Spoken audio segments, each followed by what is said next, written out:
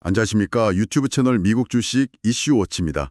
오늘은 월스트리트 심장부, 바로 골드만삭스에 대해 좀 깊이 들여다보는 시간을 갖겠습니다. 저희가 조사한 바에 따르면요, 골드만삭스 이게 뭐 단순한 투자은행 그 이상이죠. 시장의 흐름을 만들어가는 뭐랄까 거대한 힘을 가진 곳입니다.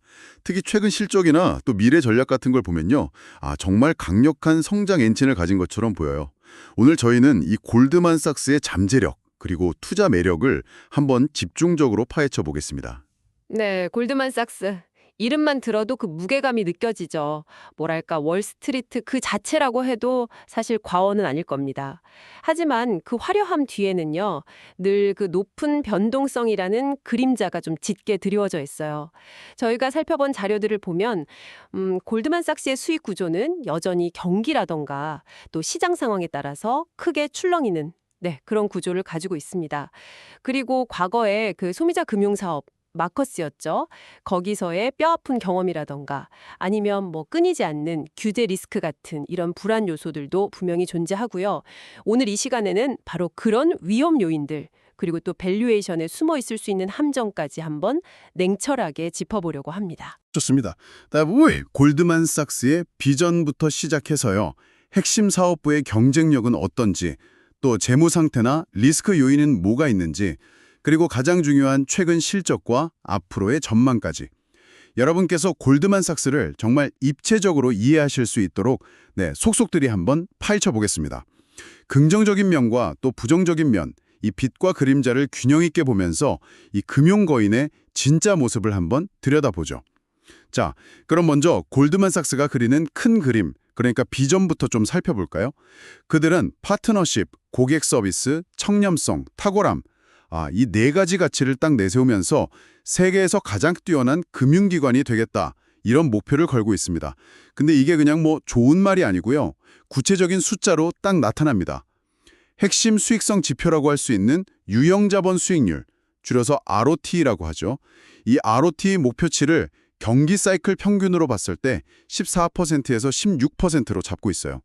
이게 어느 정도 수준이냐면 동종업계에서 거의 최고 수준의 자본 효율성을 추구하겠다, 이런 의지를 보여주는 거죠. 실제로 작년 4분기 실적을 보면요, 연환상 기준으로 15.5%를 기록했어요. 그러니까 목표 범위에 아주 바짝 다가서는 모습을 보여줬습니다. 네, 그 목표 자체는 정말 인상적이에요. ROA 14%에서 16%라니. 하지만 그 숫자는 아시다시피 자본시장이라는 게 워낙 변화무쌍하잖아요. 그렇죠. 그런 환경에서 이걸 꾸준히 달성한다. 이건 정말 정말 어려운 일입니다. 특히 경기가 좀 안 좋아지는 시기, 침체기에는 이 목표치를 한참 밑돌 가능성도 항상 존재한다고 봐야 돼요. 물론 뭐 사이클 평균이라고 하긴 했지만 그 변동폭이 생각보다 클 수 있다는 거죠. 그리고 또 효율성 비율 목표 있잖아요. 비용 효율성. 이것도 60% 초반으로 잡고 있는데 이것도 만만치 않습니다. 작년에 한 63% 정도 기록하긴 했지만요. 만약에 시장 상황이 나빠진다. 그러면 가장 큰 비용 항목이 뭐겠어요? 인건비죠. 특히 성과급. 이 성과급 통제가 어려워지면 이 목표 달성, 이것도 쉽지 않을 수 있어요. 물론 뭐 쉬운 목표는 아니죠. 네. 하지만 수익 구조를 어떻게든 좀 더 안정적으로 만들려는 노력, 이것도 확실히 눈에 띕니다. 특히 자산 및 자산 관리, AWM이라고 부르는 부분을 보면 알 수 있는데요. 여기서 나오는 운용 수수료나 기타 수수료 수익 목표를 연간 100억 달러 이상으로 잡았거든요. 근데 작년에 이미 104억 달러를 넘어섰어요. 목표를 초과 달성한 거죠. 저는 이게 굉장히 중요한 변화라고 봅니다. 왜냐하면 그 변동성 큰 투자은행, IB나 트레이딩 수익에만 목매는 게 아니라 꾸준히 안정적으로 들어오는 수수료 기반의 수익원을 성공적으로 잘 키워나가고 있다, 이런 증거로 볼 수 있으니까요. 그럼 이제 골드만삭스의 핵심 사업, 그리고 최근에 밀고 있는 전략 방향을 좀 더 자세히 들여다볼까요? 사업 구조는 크게 보면 한 세 가지로 나뉘는데요. 역시 가장 핵심은 글로벌 뱅킹의 마켓, 줄여서 GBM 부문입니다.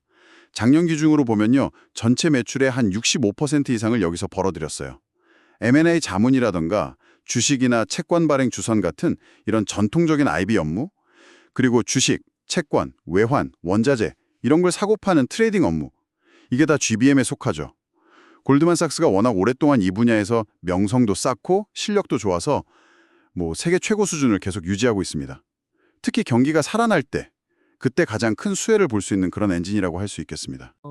기억하시겠지만 얼마 전까지만 해도 야심차게 막 밀어붙였던 소비자 금융 마커스 사업 있잖아요. 거기서 큰 손실 보고 결국 방향을 틀었죠. 핵심으로 복귀, back to the core 전략이다 이렇게 이름 붙였는데 이건 결국 자기들이 제일 잘하는 거. 근데 동시에 변동성도 제일 높은 그 IB하고 트레이딩에 다시 집중하겠다 이런 의미로 해석될 여지가 커요. 그러니까 위험을 분산한다기보다는 오히려 그 핵심 사업 리스크에 더 노출되는 방향일 수도 있다. 이런 우려가 나오는 겁니다. 그 플랫폼 솔루션 부문은 아직 매출 비중이 5%도 안 되거든요. 그러니까 이걸로 뭐 의미 있는 수익 다각화를 이뤘다 이렇게 보기는 좀 이릅니다. 아직은요. 네, 그 점은 확실히 지켜봐야 할 부분이긴 하네요. 하지만 아까 말씀드렸던 그 AWM 부문, 이게 또 든든한 받침대 역할을 해주고 있거든요. 매출 비중도 이제 30% 수준까지 꽤 올라왔고요. 운용자산 규모, AUS라고 하죠. 이게 무려 3조 달러를 넘어섰습니다. 3조 달러요. 이 어마어마한 자산을 굴리면서 안정적인 수수료 수입을 계속 만들어내고 있는 거죠. 특히 골드만삭스가 강점을 보이는 분야가 있어요. 사모펀트나 부동산 같은 이런 대안투자, 얼터너티브스 분야인데 여기가 또 마진이 높아요. 그래서 회사 전체 수익성 개선에도 큰 도움을 주고 있습니다. 그러니까 제 생각에는 핵심 사업인 GBM에서는 그냥 압도적인 경쟁력을 계속 유지하면서 동시에 성장 동력이자 안장판 역할을 하는 AWM을 착실히 키우는 상당히 균형 잡힌 전략으로 보입니다. 근데 재무지표를 조금만 더 자세히 뜯어보면요. 리스크가 더 선명하게 보이는 측면도 있어요. 예를 들어서 총자산 이익률, ROA를 한번 볼게요. 골드만삭스는 이게 대략 0.6%에서 0.8% 수준 정도로 추정이 되거든요. 근데 이게 예를 들어 대규모 대출 자산을 가진 JP모건 같은 상업은행들 보면 1.0%에서 1.2% 정도 나와요. 그거에 비하면 상당히 낮죠.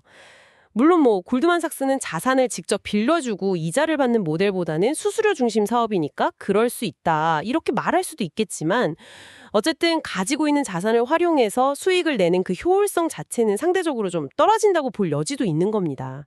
그리고 자기 자본 이익률, ROE 목표는 15에서 17%로 아주 높게 잡았지만 실제 달성률을 보면 이게 시장 상황에 따라서 정말 롤러코스터를 타요. 좋을 때는 막 20%를 훌쩍 넘기기도 하다가 안 좋을 때는 그냥 급전직하죠. 이 극심한 변동성, 이게 문제입니다. 그 ROE 변동성이 크다는 점, 네, 그건 맞습니다. 하지만 그걸 또 뒤집어 생각하면요. 시장이 좋을 때는 정말 엄청난 수익을 낼 수 있다는 뜻이기도 하거든요. 실제로 골드만삭스의 영업 레버리지를 분석한 자료가 있는데 보니까 대략 1.4배에서 1.7배에 달하는 걸로 나와요. 이게 무슨 뜻이냐면요. IB나 트레이딩 수익이 만약에 10% 늘어나잖아요. 그러면 영업이익은 14%에서 17%까지 그보다 더 크게 증가할 수 있다는 거예요. 그러니까 시장이 회복세로 딱 돌아설 때 경쟁사들보다 훨씬 더 빠르게 이익을 들릴 수 있는 아주 강력한 무기인 셈이죠. 그리고 아까 ROE 낮다고 하셨는데 그것도 어떻게 보면 위험부담 큰 대출 자산을 잔뜩 쌓아두기보다는 자본은 좀 덜 쓰면서 마진 높은 수수료 사업에 집중하는 거니까 더 효율적인 구조다. 이렇게 긍정적으로 해석할 수도 있지 않을까요? 하지만 그 높은 영업 레버리지라는 게 좋을 때만 좋은 게 아니죠. 네, 그게 문제입니다. 시장이 예상치 못한 충격이 딱 온다. 그러면 이익 감소 폭도 그만큼 훨씬 더 커진다는 의미니까요. 분석에 따르면요. 만약 시장 변동성이 커져서 글로벌 마켓 부문 수익이 예상보다 한 10% 정도 줄어든다. 그러면 회사 전체 순이익은 4%에서 6%까지 감소할 수 있다고 해요. 그리고 더 큰 문제는요. 골드만삭스가 마주한 가장 큰 위험이 뭐 대손 충당금 쌓는 것처럼 어느 정도 예측 가능한 신용 리스크가 아니라는 점이에요. 예측하기가 정말 어려운 시장 리스크. 예를 들면 뭐 금리나 환율이 갑자기 급변동하는 거? 이런 거 말이죠. 그리고 더 무서운 건 뭐냐면 대규모 소송에 휘말린다거나 아니면 규제 당국한테 천문학적인 벌금을 맞는다거나 하는 그런 운영 리스크, 오퍼레이셔널 리스크입니다. 이런 것들은 정말 한 분기 만에 ROE를 확 깎아먹을 수 있는 이른바 꼬리 리스크를 안고 있는 거죠. 실제로 골드만삭스의 분기 순이익 변동성이랑 주가순 자산 비율 PB 사이에는 꽤 뚜렷한 마이너스 상관관계가 있다는 분석도 나왔어요.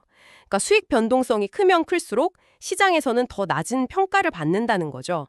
심지어 분기 순이익 변동성이 10억 달러 줄어들면 PB 배수가 0.1에서 0.15포인트 정도 올라간다는 분석도 있는데 이건 이 변동성이 얼마나 큰 할인 요인인지를 아주 잘 보여주는 대목입니다. 그렇죠. 변동성 문제가 있긴 하지만 또 골드만삭스의 힘은 단순히 금융시장에서의 지위뿐만 아니라 기술력에서도 나온다고 봐야 할 것 같아요. 한 분석 자료에서 재미있는 걸 봤는데 니오슬루스라는 가상의 AI 기반 리스크 관리 시스템을 예로 들어서 그 가치를 평가했더라고요. 만약에 이런 시스템이 실제로 있다면 아주 복잡한 시장 상황에서 고위험 거래로 인한 손실을 연간 한 10억 달러 정도 막아주고 또 규제 관련 벌금도 연간 5억 달러 정도 줄여줄 수 있다. 이렇게 추정을 했어요. 운영 비용을 빼고도 연간 13억 달러. 와, 우리 돈으로 1조 원이 훌쩍 넘는 그런 순이익 기여 효과가 있을 수 있다는 계산인데 이게 2025년 1분기 순이익 기준으로 보면 거의 7%에 육박하는 어마어마한 규모입니다. 물론 그 니오슬루스라는 건 가상의 시나리오고요. 또 제시된 효과는 전부 추정치라는 점, 이걸 잊으면 안 됩니다. 현실에서 기술 투자가 항상 예상대로 효과를 내는 건 아니니까요. 그렇죠. 오히려 그런 최첨단 시스템을 개발하고 또 유지하는 데 드는 막대한 연구개발 비용, R&D 비용이 연간 6억 6천만 달러 이상으로 추정되던데 이 비용 자체가 상당한 부담이 될 수도 있습니다. 또 이런 시스템을 만들고 운영하려면 최고 수준의 퀀트나 개발자들이 필요할 텐데 그런 인력들을 확보하고 또 유지하는 비용도 만만치 않을 거고요. 그리고 기술이 아무리 발전한다고 해도 모든 리스크를 완벽하게 막을 수는 없어요. 절대로요. 오히려 알고리즘이 오류를 일으킨다거나 해킹 같은 사이버 보안 위협이 생긴다거나 하는 새로운 형태의 기술적 위험이 생겨날 수도 있는 거고요. 네, 물론 가상의 예시이긴 합니다만 하지만 골드만삭스가 가진 그 기술적인 혜자, 그러니까 경쟁 우위는 분명히 존재한다고 봐야겠죠. 수십 년간 쌓아온 그 방대한 양의 독점적인 거래 데이터, 또 전 세계 규제 환경 변화에 대한 정보들, 수많은 M&A나 IPO 딜 데이터 같은 것들, 이런 건 경쟁사들이 단기간에 따라잡기가 정말 힘든 귀중한 자산이죠. 여기에 또 세계 최고 수준의 퀀트 인력들이 딱 결합되어 있고요. 경쟁사가 만약에 비슷한 수준의 시스템을 구축하려고 한다. 그러면 최소 10년 이상 그리고 수십억 달러의 투자가 필요할 거다 이런 분석이 있습니다. 이런 기술력은 단순히 돈을 아끼는 차원을 넘어서요. 금융회사의 존립 자체를 위협할 수도 있는 그런 규제 리스크를 관리하고 또 회사의 평판을 지키는 아주 핵심적인 방패 역할을 하는 거죠. 아까 언급된 그 가상의 니오슬루스의 내재 가치만 해도 150억 달러 이상, 골드만삭스 시가총액의 10%가 넘는 수준으로 평가될 정도니까요. 그리고 기술이 더 발전해서 만약에 손실 방지 효과가 1%포인트만 더 개선된다. 그래도 주가에 거의 2% 가까운 추가 상승 요인이 될 수 있다. 이런 분석도 있더라고요. 자, 그럼 최근 실적으로 넘어가 볼까요? 최근 실적을 보면 골드만삭스의 저력이 다시 한번 확인됩니다. 올해 1분기에 이어서 2분기에도 시장 예상을 아주 훌쩍 뛰어넘는 어닝 서프라이즈를 기록했어요. 2분기 매출을 보면요. 작년 같은 기간보다 15% 늘어난 14억 5,800만 달러. 그리고 주당 순이익 EPS는 10.91달러로 시장이 예상했던 9달러대를 크게 웃돌았습니다. 특히 주목할 부분은 M&A 시장이 회복되면서 투자은행 IB 수수료 수입이 26%나 증가했다는 점이에요. 또 주식 트레이딩 수익은 무려 36%나 급증하면서 아주 강력한 시장 장악력을 보여줬습니다. 비용 관리 측면에서도 효율성 비율이 62%로 개선되는 상당히 긍정적인 모습이었고요. 네, 2분기 실적이 좋았던 건 분명한 사실입니다. 그건 인정해야죠.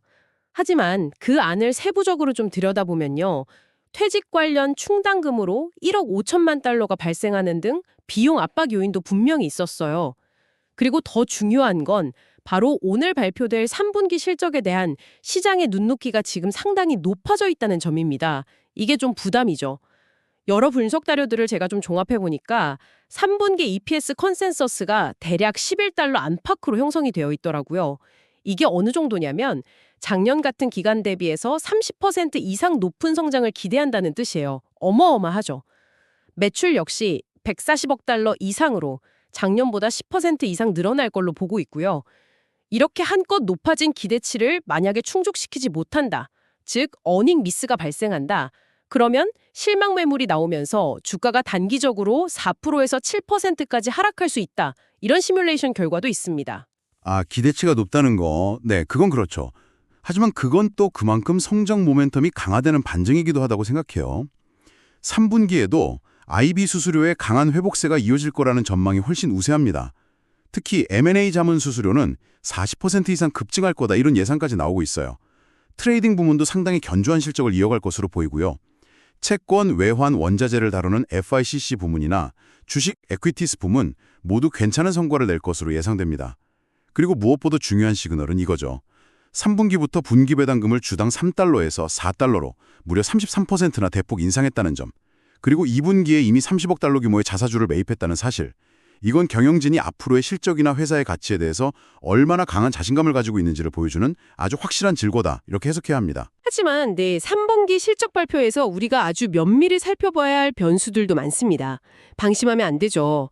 예를 들어서 경영진이 컨퍼런스 콜 같은 데서 앞으로의 IB 딜 파이프라인, 그러니까 수주잔고에 대해서 생각보다 좀 신중한 전망을 내놓는다거나 아니면 인건비 상승 같은 이유로 비용 통제에 실패하는 모습을 보인다거나 혹은 그 안정적인 수익원으로 기대를 모았던 AWM 부문의 성장세가 좀 둔화되는 징후, 예를 들어 운용재산 순유입이 좀 부진하다거나 하는 그런 모습이 나타날 수도 있어요. 또 전혀 예상치 못했던 무슨 소송 관련 충당금 같은 돌발 변수가 갑자기 튀어나올 수도 있고요.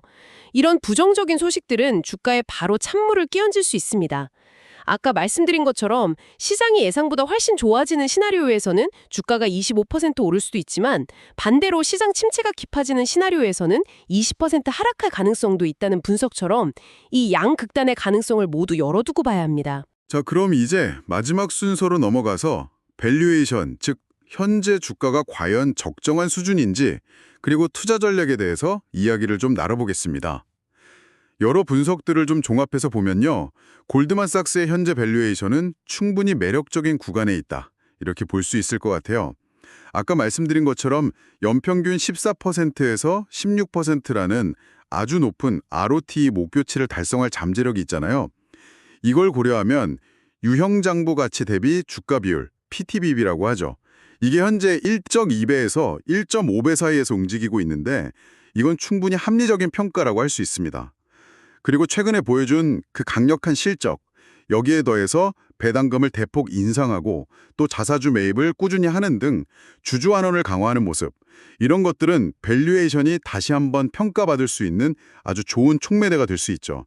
특히 자사주 매입은요, 설령 그 규모가 엄청나게 크지 않더라도 경영진 스스로 우리 회사 주가 지금 싸다 이렇게 판단하고 있다는 거고, 특히 핵심 사업인 IB 시장의 회복에 강하게 베팅하고 있다, 이런 메시지를 시장에 던지는 겁니다. 실제로 한 분석에서는 이런 긍정적인 신호들을 반영해서 목표 주가에 사이클 반등 프리미엄이라는 이름으로 6.5%를 추가로 얹어주기도 했더라고요. 하지만 그 현재 주가 수익 비율 PE가 한 15배 후반 수준으로 동종업계 평균보다는 다소 낮다는 점, 이거는 또 다르게 해석될 수도 있습니다. 시장이 골드만삭스 특유의 그 높은 수익 변동성 리스크를 이미 주가에 다 반영해서 일종의 할인을 하고 있다는 증거일 수 있다는 거죠. 결국 아까부터 계속 지적했듯이 그 변동성 자체가 밸류에이션의 발목을 잡고 있는 겁니다. 또 PTBB 목표치 1.5배 달성이라는 것도요. 결국은 장기 ROTE 목표인 14에서 16%를 꾸준히 달성해야 가능하다는 건데 이 목표 자체가 상당히 도전적이라는 점을 다시 한번 상기할 필요가 있어요. 그리고 결정적으로 일부 스트레스 테스트 결과를 보면 상당히 좀 우려스러운 시나리오도 나옵니다. 만약에 지정학적 위기가 고조되고 글로벌 경기 침체가 정말 현실화된다면 IB 활동이 급격히 위축되면서 연간 순이익이 40%나 급감할 수 있다, 이런 분석이 있어요.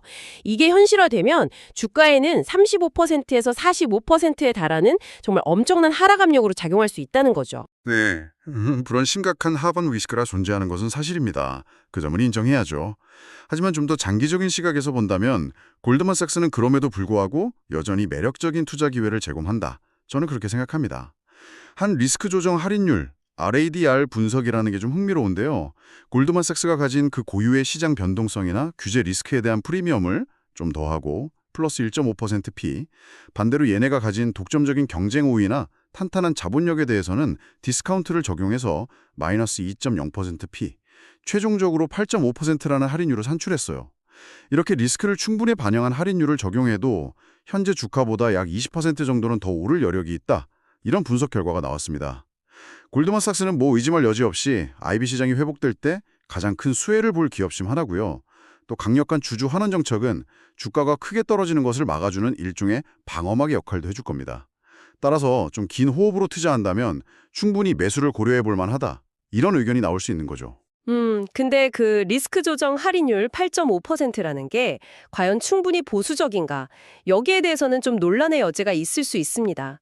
아까 스트레스 테스트 시나리오처럼 정말 예상치 못한 극단적인 상황이 발생한다면 적용해야 할 할인율은 그 8.5%보다 훨씬 더 높아져야 할 수도 있으니까요. 또한 골드만삭스가 자산관리, AWM 부문을 키우는 등 사업 구조를 다변화하려고 노력하고는 있지만 이걸 통해서 정말로 과거보다 수익 변동성이 의미 있게 줄어들었다. 이런 확실한 증거가 시장에서 확인되기 전에는요. 어쩌면 현재의 밸류에이션 할인이 그냥 합리적인 수준이다. 이렇게 볼 수도 있습니다. 너무 빠른 밸류에이션 재평가를 기대하는 것은 좀 경계해야 할 필요가 있다는 거죠. 네, 오늘 저희는 골드만삭스라는 이 거대한 금융기업에 대해서 정말 다각도로 깊이 파고들어 봤습니다. 요약을 좀 해보자면 골드만삭스는 압도적인 시장 지배력과 또 높은 수익성 목표를 가진 최고의 투자은행 중 하나임은 분명해 보입니다. 하지만 동시에 높은 변동성이라는 큰 숙제를 안고 있는 것도 사실이죠. 백투더콜 전략으로 핵심 사업에 다시 집중하면서도 AWM 부문을 키워서 안정성을 더하고 또 기술력을 통해서 리스크를 관리하려는 모습, 이건 분명 긍정적으로 평가할 만합니다. 최근에 보여준 강력한 실적과 또 배당 인상, 자사주 매입 같은 이런 주주 친화적인 행보 역시 미래에 대한 기대감을 높여주는 요인이고요. 그럼에도 불구하고 핵심 사업인 GBM, 즉 투자은행과 트레이딩 부문의 그 높은 변동성은 여전히 골드만삭스의 가장 큰 약점, 아킬레스건이라고 할 수 있습니다. 자본시장 상황이 나빠지면 실적이 정말 급격히 곤두박질 칠 수 있는 가능성, 또 예측하기 어려운 시장 리스크와 운영 리스크, 그리고 과거 마커스 사례에서 봤듯이 새로운 전략이 항상 성공하는 것은 아니라는 그런 불확실성 등은 투자 결정을 내릴 때 반드시 신중하게 고려해야 할 위험 요소들입니다. 밸류에이션 측면에서도 이러한 변동성 때문에 할인을 받고 있는 상황이고, 특히 시장의 높은 3분기 실적 기대치를 만약 충족시키지 못할 경우에는 단기적인 주가 조정 압력도 무시할 수 없다는 점 기억해야겠습니다. 결국 골드만삭스에 대한 최종적인 평가는 오늘 저희가 살펴본 이 다양한 정보들을 바탕으로 해서요. 여러분 각자의 투자 성향과 또 시장을 바라보는 관점에 따라 달라질 수 있을 것입니다. 오늘 저희의 상세한 분석이 여러분의 현명한 판단에 조금이나마 도움이 되었기를 진심으로 바랍니다. 와, 그 결과에 대한 책임은 전적으로 투자자 본인에게 있음을 명확히 말씀드립니다. 또한 이 분석 내용의 일부는 AI에 의해 생성된 정보를 기반으로 할 수 있으며 기술적인 한계로 인해 실제 정보와 차이가 있을 수 있다는 점 유의해 주시기 바랍니다.